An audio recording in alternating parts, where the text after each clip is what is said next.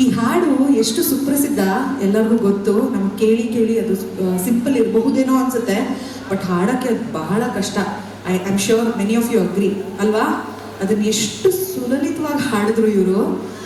ಜಾನಕಮ್ಮ ಹಾಡಿದ್ರು ಎಷ್ಟೊಂದು ಹಾಡುಗಳನ್ನ ನಾವು ಟಚ್ ಕೂಡ ಮಾಡೋಕ್ಕಾಗಲ್ಲ ಅಂಥದ್ರಲ್ಲಿ ಅಷ್ಟು ಚೆನ್ನಾಗಿ ಹಾಡಿದ್ರು, ಅಷ್ಟು ಪಿಚ್ನಲ್ಲಿ, ಗಗನದಲ್ಲೇ ಇದೆ ಅದು pitch.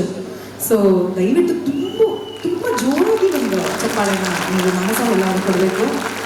Personally I am a fan of her singing this song. So ಜೊತೆಗೆ ಒಂದು ವಿಷಯ ಹಂಚ್ಕೊಳ್ಳೋದಕ್ಕೆ ಇಷ್ಟಪಡ್ತೀನಿ. ಈ ಒಂದು 7-8 ವರ್ಷದ ಹಿಂದೆ ಜಾನಕಮ್ಮ ಅವ್ರ ಮುಂದೆ ಒಂದಷ್ಟು ಗೀತೆಗಳನ್ನ ಹಾಡಬೇಕಾಗಿತ್ತು. ಅವತ್ತು ಹಾಡಿದಾಗ ಹಾಡಿ ಬಂದು ನಾನು ಸ್ಟೇಜ್ ಹಿಂದೆ ಇದ್ದೆ. ಸಡನ್ನಾಗಿ ನನ್ನ ಸ್ಟೇಜ್ ಮೇಲೆ ಕರೆದ್ರು ಎಲ್ಲರೂ ಅಲ್ಲಿ ಗೆಸ್ಟ್ ಫಂಕ್ಷನ್ ಹಿಡಿಬೇಕಾದ್ರೆ. ಏನು ಅಂತ ನೋಡಿದಾಗ ಜಾನಕಮ್ಮ ಅವರು ನನ್ನ ಬಗ್ಗೆ ಮಾತಾಡ್ತಾ ಇದ್ರು. ನನಗೆ ಅಲ್ಲೇ ಒಂಥರ ಕಣ್ಣಲ್ಲಿ ನೀರು ತುಂಬ್ಕೊಂಡಂಗೆ ಆಗ್ಬಿಡ್ತು. ನನ್ನ ಬಗ್ಗೆ ಮಾತಾಡಿ ಮತ್ತೆ 1000 ರೂಪಾಯಿ ನೋಟ್ ಕೊಟ್ಟರು. Wow wow. ಸೊ ಅದು ಯಾವತ್ತೂ ಮರೆಯೋಕ್ಕಾಗೋದಿಲ್ಲ. ಸಣ್ಣ ವಿಷಯ ಅಲ್ವೇ ಅಲ್ಲ. ಜಾನಕಮ್ಮ ಬಹಳಷ್ಟು ಭಾಷೆಗಳಲ್ಲಿ ಹಾಡಿ ಬಹಳಷ್ಟು ಪ್ರಶಸ್ತಿಗಳನ್ನ ಗೆದ್ದಿರುವಂಥ ಒಂದು ಲೆಜೆಂಡರಿ ಸಿಂಗರು.